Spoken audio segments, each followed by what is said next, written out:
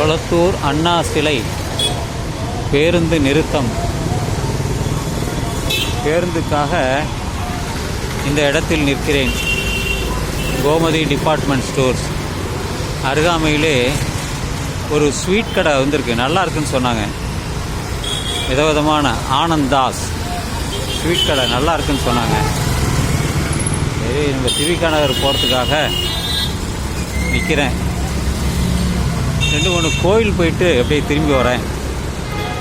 தனிக்காச்சல நகர், அதுவும் தாண்டி பிரகாஷ் நகர், அந்த இடம் போயிட்டு தான் நடந்தே போயிட்டு திரும்பி வந்தேன்.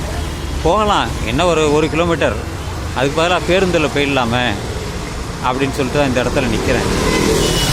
வரும் 170C வரும். அப்படியே திருவிக்கா நகர் இறங்கி வேர்க்கடலை சாப்பிட்டுட்டு வீட்டுக்கு போய் சேர்ந்துடலாம். அதனால் இதோட கட் பண்ணிக்கலாம் அப்படின்ட்டு தான் இந்த இடத்துல நிற்கிறேன் நான். எனவே நண்பர்களே, பயணம் தொடர்கிறது. எல்லா இடத்திலும் நம்மால் பயணிக்க முடியும்.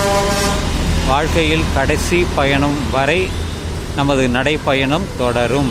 எனது நடைப்பயணம் தொடர்ந்து கொண்டே இருக்கும்.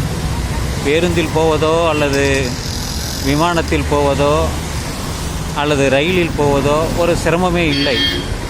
இருந்தாலும் நமக்கு நடைப்பயிற்சியின் போது கிடைக்கக்கூடிய அனுபவம் ஒரு அலாதியானது, வித்தியாசமானது. நான் நடந்து சென்று வந்தேன் என்ற ஒரு நிம்மதி எனக்கு கிடைக்கும், மகிழ்ச்சி இருக்கும். அதனால்தான் பல இடங்களுக்கு காசு இருக்கிறது, போகலாம். இருந்தாலும் இப்படி நடந்து சென்று வரக்கூடிய பயணம், அந்த அனுபவம் பலருக்கு கிடைக்காது. அதனால்தான் இப்பொழுது இந்த பதிவை நான் இந்த இடத்தில் செய்கிறேன். இது பேப்பர் மில் சாலை. திரும்பி வந்தால் திருவிக்கா நகர் சென்று விடலாம். நான் வரும்போது அந்த வழியாக தான் வந்தேன். ஆனால் தற்பொழுது பேருந்துக்காக காத்திருக்கிறேன். சுமார் ஒரு 5 கிலோமீட்டர் நடந்து சென்று திரும்பி வந்து விட்டேன். காலை உணவு திட்டம், முதல்வரோட இதெல்லாம் இருக்குது.